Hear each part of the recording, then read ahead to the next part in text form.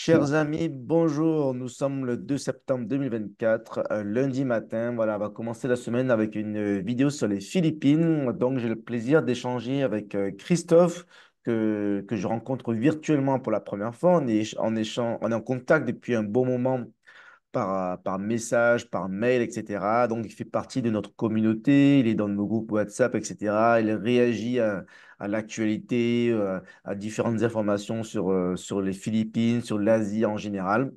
Et récemment, voilà, j'ai vu un groupe sur Facebook qui s'appelle Unhappily Married to a Filipina or Foreigner Help Group. Alors, est-ce que je peux le montrer? Ça marche comme ça? Bon, bref, c'est pas très Oui. important, mais j'ai vu cette blague. Ah, non, j'ai même pas vu le groupe Facebook. Je l'ai vu sur Twitter, je crois, sur X. Et après, voilà, c'était un petit peu une blague. Et donc, je voulais savoir si ce groupe existait vraiment. Donc, j'ai posé la question aux Français des Philippines, en tout cas, on va dire à notre cercle un peu fermé des amis aux Philippines. Christophe m'a répondu, il m'a dit, alors moi, je veux bien donner mon témoignage. Alors, bonjour Christophe, comment vas-tu? Bonjour Marc, je vais très bien. Alors, tu résides aux Philippines, c'est bien ça? Est-ce que tu peux De- nous dire où exactement? Est-ce que c'est à Alors, Manille ou je ailleurs? réside aux Philippines depuis 9 ans, ok? Et j'habite en Pampanga, c'est une province qui est à 100 km au nord de Manille. Mais en même temps, j'ai des activités sur Manille, donc je vais toutes les semaines, je vais sur Manille aussi. Donc voilà. D'accord, très bien. Alors, pour moi, le son est très faible, donc je ne sais pas ce que ça va donner sur la vidéo finale, mais bon, voilà, pour nos auditeurs, si Mhm. le son est un peu faible, ben, j'espère que vous pourrez augmenter, mais pour l'instant, j'entends suffisamment pour tout comprendre. Alors, Christophe, avant de parler de cette petite blague qui est passée, est-ce que tu peux te présenter? Bon, tu as déjà dit que tu es là depuis 9 ans, mais qu'est-ce que tu fais exactement aux Philippines? Dans quel domaine es-tu? Comment t'occupes-tu? Alors, à présent, je suis retraité de récemment, mais je suis toujours consultant dans le traitement d'eau. J'ai passé 30 ans dans le traitement d'eau chez Veolia et là, je fais du consulting pour Suez. D'accord, donc tu es ingénieur, chef de projet, plutôt Je business, suis plutôt ingénieur? manager, engineering manager. D'accord, très bien. Et pourquoi les Philippines et pas ailleurs? Bon, à mon avis, c'est simple, ils t'ont envoyé là-bas. Ah non, c'est très simple. Non, pas du Non? tout. Alors d'abord, j'ai commencé mon expatriation 6 ans en Chine. J'ai Ah, l'Asie, intéressant. Où ça en à, Chine? à Beijing. Et j'ai adoré. Donc après ça, Veolia m'a renvoyé 1 an en France. J'ai voulu repartir. Je voulais pas rester. Et donc, suite à une rupture conventionnelle à 55 ans, j'ai recherché du travail en local et j'ai trouvé aux Philippines. Voilà. En Et- local. yeah, En je suis local dans contrat le local. traitement des eaux, etc., c'est ça? Contrat local, pur local, ouais. D'accord. Mais ça paye assez bien. Moi, Ouais, ça. mon idée, c'était très simple. Étant donné que j'avais reçu de l'argent suite à un accord avec mon Licenciement. entreprise, Ouais. je voulais simplement le même salaire qu'en France, en net. C'est tout. Et on trouve. Par contre, je n'ai aucune assurance médicale, ça ne me gêne pas. J'ai pas de couverture, j'ai rien. Mais ça ne me gêne pas. Je suis libre. Voilà. D'accord, ben Et ça, c'est bravo. jouable. Ça, c'est un petit message aussi pour nos compatriotes. Eh ben, il peut y avoir une autre vie, mais par contre, il faut accepter. Bon, ok, mais l'avantage médical, c'est quoi? C'est rien, en réalité. Si c'est pour être en esclavage, c'est pas la peine. Moi, j'ai fait le choix de ne pas avoir d'assurance parce que j'ai fait mon bilan, j'ai regardé ce que je dépensais par an, j'ai regardé combien une assurance me coûtait. Il est plus rentable de payer, pour moi et pour ma famille. Voilà, c'est tout. Et en contrepartie de quoi? Je suis libre. Et certainement moins stressé qu'un travailleur français, aussi. D'accord. Donc, c'est bien d'avoir ta liberté, d'être en contrat local, de faire ce que tu veux et de ne pas être en quelque sorte enchaîné, dépendant corps et âme d'une entreprise qui t'expatrie, qui décide de tout et de rien de ta vie, qui peut te faire repartir quand tu veux, quand ils veulent, et tu dépends d'eux pour tout, y compris pour ton assurance Et, santé, etc. C'est ça que tu veux dire. oui, et en même temps, j'ai découvert en même temps combien je coûtais par an. Entre le net et ce que je coûte, c'est le double. Donc je comprends qu'une entreprise mette la pression. C'est tout à fait normal. C'est le système français. Mais dans d'autres pays, c'est pas ça. La pression fiscale sur l'entreprise, elle est moindre. Donc l'entreprise met moins de pression. Hmm. C'est ça qui se passe. Voilà. Ça pour Donc, il y a expliquer. quand même pas mal d'avantages à être en contrat local et de vivre comme les locaux, même si c'est on va dire, des expats locaux. Oui. Expats en contrat Et local. pour moi, ce que je conseillerais à nos compatriotes, c'est d'oublier le système soi-disant social français, qui est plus du tout au niveau, Il y a d'autres systèmes. C'est chacun qui voit en fonction. Voilà. Il y a 90% de la planète, ou 95%, qui vit sans sécurité sociale. Et ils sont, Ouais, et ça se passe bien. De ils sont pas stressés. toute façon, même la sécurité sociale à française, maintenant, on peut mourir quand on est aux urgences parce qu'on attend des heures. Donc, je suis Voilà, pas sûr que ce soit aussi. vraiment. Voilà, c'est plus ce que c'était. Ce n'est pas la situation d'il y a 40 ans. Voilà, exactement. Et d'ailleurs, je pense qu'aux Philippines, il y a désormais un plutôt bon système de santé Oui. et on s'en sort très bien. Pas mal d'expats vont aux Philippines, Thaïlande, en Asie. Maintenant, on a de très bons systèmes dans pas mal de pays. Et quand on va aux hôpitaux locaux, on est bien reçu, hein. On ne traîne pas pendant 2 heures à la salle d'attente. Oui, oui, tout Il n'y a à pas de fait. problème. Ah ouais, ouais. Voilà. Ok, très intéressant. Et bon, en tout cas, donc maintenant, tu es retraité, consultant, tu résides aux Philippines, tu es bien. Donc, je comprends que tu es marié à une Philippine. On n'est même pas mariés, puisque Ah, mon conjoint, d'accord. ma femme, bon, c'est ma femme, on fait 8 ans qu'on est ensemble, 9 ans, pardon, euh, et elle n'est pas divorcée, puisque c'est le problème aux Philippines. Ah oui, Elle est parce que c'est un mariée il y a pays très très longtemps, catholique. Donc, la religion, c'est ça? et c'est ça, et c'est en cours d'approbation, mais ça traîne, et on ne peut pas divorcer. Donc, on n'est pas mariés. Nous avons 2 enfants en commun, de 6 et 8 ans. Et ça se Donc, passe bien, c'est très accepté. bien, moi je suis très heureux. Pour ça, quand j'ai vu le soi-disant truc, ça m'a fait réagir, ça m'a fait un peu rigoler. Je dis n'importe Oui, quoi. ça m'a fait rire aussi. Donc, j'ai posé la question un peu pour rigoler dans le groupe. Est-ce que c'est vrai, il existe ou pas ce groupe? Bon, d'ailleurs, bon, je suppose qu'il existe. Mais Moi bon, peu aussi. importe. Donc, il s'appelle Unhappily Married Filipina or Foreigner Help Group. Donc, en fait, ça veut dire quoi? Ça veut dire qu'il y a des étrangers qui sont mariés à une Philippine, mais en fait, ils sont pas heureux. Donc, il existe des groupes d'entraide pour ça. Pourquoi est-ce que ce groupe existe? Est-ce que vraiment il y a des étrangers qui sont un petit peu enchaînés, menottés à une Philippine? C'est quoi Mais cette c'est comme histoire? partout, je dirais. Non, il y a des gens qui savent choisir leur conjoint et d'autres qui ne savent pas les choisir. Et c'est valable dans le monde entier, y compris en France. C'est tout. C'est pas la peine de blâmer un Hmm. pays. Non, tu sais choisir ou tu sais pas choisir. C'est tout. Alors, comment tu as fait pour choisir et comment est ta Ah, moi, je l'ai compagne? rencontré avant sur le net. Voilà. Pas Oui. dans un bar, Non, sur le justement. Mais net. attends, c'est ça, justement. Il y en a certains qui font cette erreur-là. Bon, bah, je vous comprends, il y a des filles qui n'ont pas le choix, mais des fois, une fille de bar reste une fille de bar. C'est pas... Ouais, Et en encore une général, fois, les, c'est les pas gars de la qui ont des critique. problèmes, ils Ce n'est trouvent des pas de la filles dans les critique. bars, Il y en c'est a qui n'ont ça. pas le choix. Je comprends qu'il y en a qui n'ont pas le choix. Il y a des braves filles. On tombe bien, on tombe pas bien. C'est comme ça. Mais moi, j'ai cherché sur Internet et voilà, c'est tout. Et c'est comme ça que je l'ai rencontré. Est-ce que Donc, c'est je suis très facile de heureux. trouver l'amour sur Internet aux Philippines? Parce que j'imagine qu'il y a beaucoup de filles qui vont justement sur les sites de rencontres qui ne sont pas vraiment, enfin, qui font payer leur Oui, service. Du coup, en fait, c'est mais difficile de trier, j'ai tourné en Asie pendant 15 ans. Donc, j'ai appris peut-être à faire mon tri. de faire le tri, ouais. Voilà. L'expérience. J'ai eu des expériences suffisantes, ça me permet de faire le tri. Voilà. Mais D'accord. encore une Donc, fois, ben voilà, ben apparemment, ça fonctionne bien. Deux enfants de 6 et 8 ans, oui, oui, philippino, franco-philippin. comment on dit? Franco-philippin. Oui, tout à fait. Ouais, Ils voilà. parlent français? Alors, malheureusement, pas trop, parce que pour l'instant, on est à 100 km de Manille. Il n'y a pas de lycée français. Je n'ai pas les moyens de me payer un lycée français, qui est 10 000 € par personne, ok, par an. J'ai une école internationale qui s'appelle Westfield, qui est liée à Cambridge. Bah, mes enfants, je leur apprends le français petit à petit moi-même. Voilà. D'accord. Ben, c'est Mais un ce petit qui peu est comme moi. Je malheureux, pense qu'on a un problème similaire quand on apprend voilà. soi-même aux enfants. Ben, on fait ce qu'on peut. Ils progressent, mais ça va doucement. Oui, et ce qui est malheureux, c'est que la France ne fait pas de beaucoup d'efforts, justement pour la promotion de la langue. Ils ne nous aident pas. C'est pas normal d'avoir à payer 10 000 €. Je ne suis pas une entreprise. Ouais, c'est Le vrai que c'est lycée un sujet. français.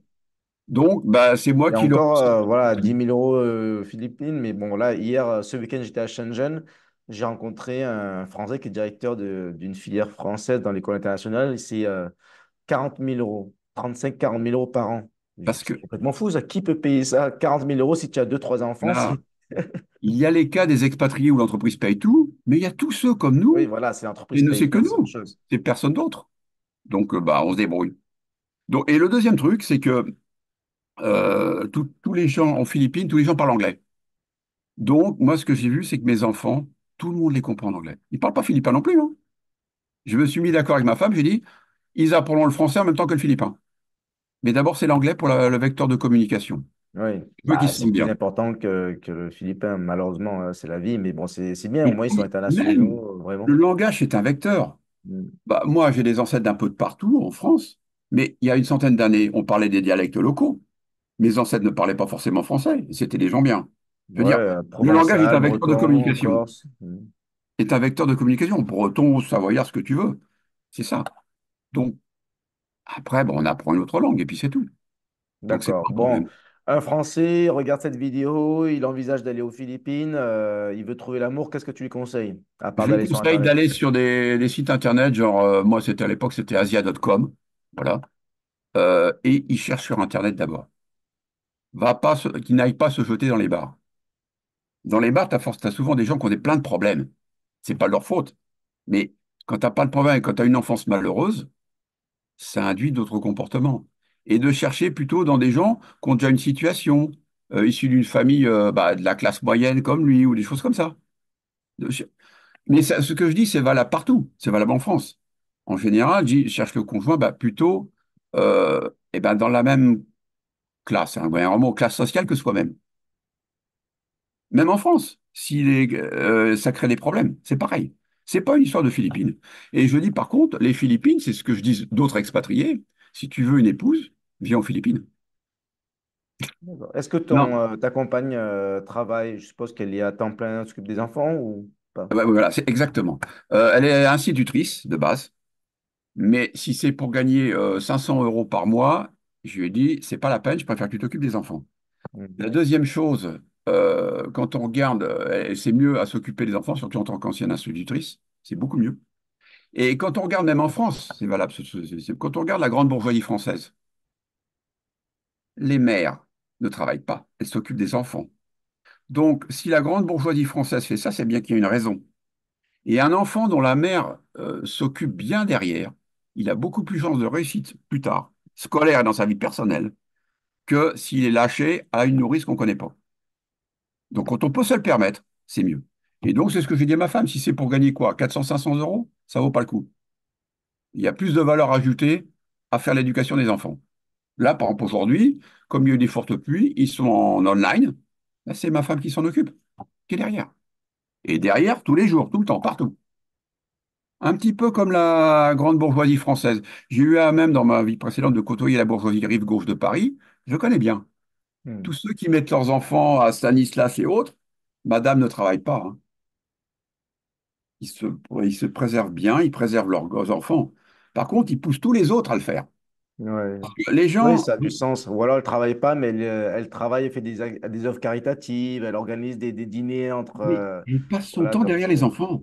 donc, mais d'ailleurs, c'est une tendance qui revient, hein, même aux États-Unis, etc. Il y a une tendance qui veut faire revenir la famille un peu traditionnelle, Bah, où la femme est dédiée à la famille. et encore une fois, Ça revient un petit c'est pas peu. macho ce que je dis pas du tout. Mais tout ce qui est féministe aux États-Unis, etc., c'est venu surtout inspiré par Rockefeller. Qu'est-ce qu'ils voulaient? Ils veulent que les gens mettent leurs enfants dans des institutions, c'est comme ça on contrôle leur savoir. Et en même temps, le fait que madame travaille, l'homme, il va un peu moins loin dans ce qu'il a besoin de ses revendications financières. Et en même temps, on contrôle l'avenir des gosses. Et apparemment, Rockefeller a poussé derrière ça, par exemple. Voilà. Hmm. Ok, très bien. Alors, j'ai une dernière question à te poser. Je suppose que parce que beaucoup de Français se posent la même question. Pourquoi les Philippines et pas la Thaïlande, par exemple, ou même le Vietnam? Bon, mis à part le fait que tu as déjà eu une expérience professionnelle là-bas, certains Français vont hésiter. Ils savent pas, ils hésitent entre la Thaïlande et les Philippines. Ah Qu'est-ce qui ben, fait? je les comprends. Moi, j'adore la Thaïlande. J'ai aussi passé en Thaïlande. C'est le hasard qui a voulu ça. D'accord, le hasard. J'ai trouvé un emploi. Aux Philippines, j'ai trouvé un emploi. Je n'en ai pas trouvé en Thaïlande. Mais à un moment, j'envisageais la Thaïlande. La D'accord. Thaïlande est très bien aussi. J'adore la Thaïlande. Enfin, nous adorons. Même ma femme adore la Thaïlande. Est-ce On y va. que tu as des avantages, des inconvénients des Philippines Oui, par rapport à la Thaïlande qui te viennent à l'esprit? Moi, par oui. exemple, j'ai Alors, des amis qui m'ont dit que les Philippines, l'avantage, c'est que ils parlent beaucoup mieux anglais qu'en Thaïlande, même si en Thaïlande, ils parlent bien anglais aussi.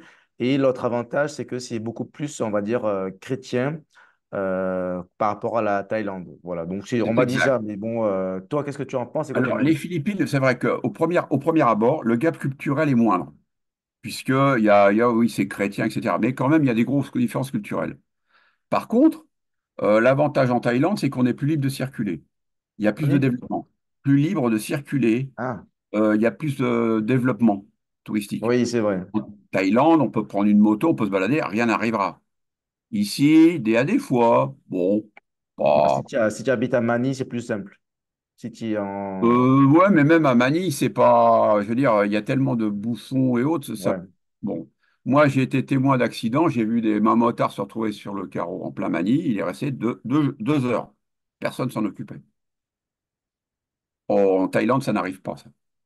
Donc, les Philippines, c'est beaucoup moins développé que la Thaïlande. Oui, pour moi, oui. Mais c'est sans être péjoratif, hein. Oui, ça l'est moins. C'est très différent. Pour moi, les Philippines, c'est plutôt latino. C'est latino-Asie. Oui, C'est pas d'ailleurs, vraiment l'Asie. c'est une ancienne colonie espagnole. Oui, c'est ça. 400 ans au couvent en Espagne, comme ils disent, et 50 ans à Disneyland. En gros, c'est ça. Donc, les Philippines, oui, c'est plus un mélange latin-Asie. C'est très différent. Même la mentalité, ce n'est pas bouddhiste, c'est très différent. Hmm. C'est très spécial. Donc, non, moi j'adore aussi la Thaïlande. Donc, il s'est trouvé, c'est le hasard du travail qui m'a fait aller là. C'est tout. D'accord. Voilà. Très Mais je bien. vais souvent faire du tourisme en Thaïlande.